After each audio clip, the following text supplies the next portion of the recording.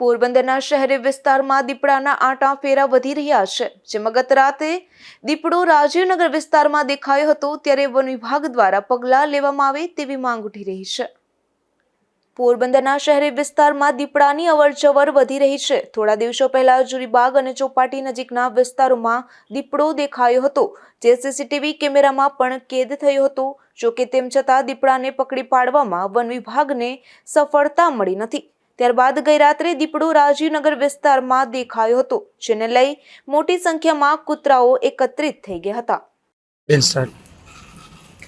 મારું નામ મીરાબેન પ્રકાશચંદ્ર ભટ્ટ છે। હું રાજીવનગરમાં રહું છું।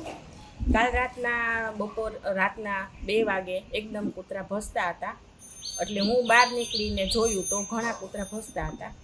તો મેં લાકડી લઈને બધાને કાઢ્યા। પછી વળી પાછું 4 વાગ્યા ને એટલે વળી પાછા ભસવા માંડ્યા। એટલે મેં કીધું વળી પાછા કાઢવા પડશે। લગભગ 25 કૂતરા હતા। એટલે હું લાકડી લઈને હજી મેં કીધું તાળું ખોલી અને લાકડી લઈને એની પાછળ જાઉં, પણ હજી મેં તાળું ખોલ્યું ત્યાં આ બાજુએથી દીપડો મને દેખાણો। અને પહેલાં મને એમ થયું કે એવડું મોટું કૂતરું હશે, પણ ત્યાં તો મેં જોયું ને મેં કીધું કૂતરું નથી પણ દીપડો જ છે।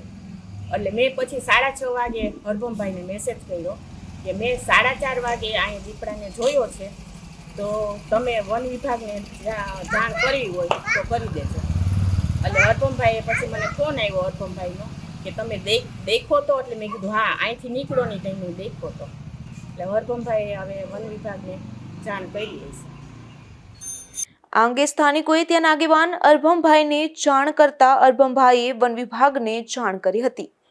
નિપુલ પોપટ સાથે અશોક થાનકી, ગુજરાત ન્યૂઝ, પોરબંદર।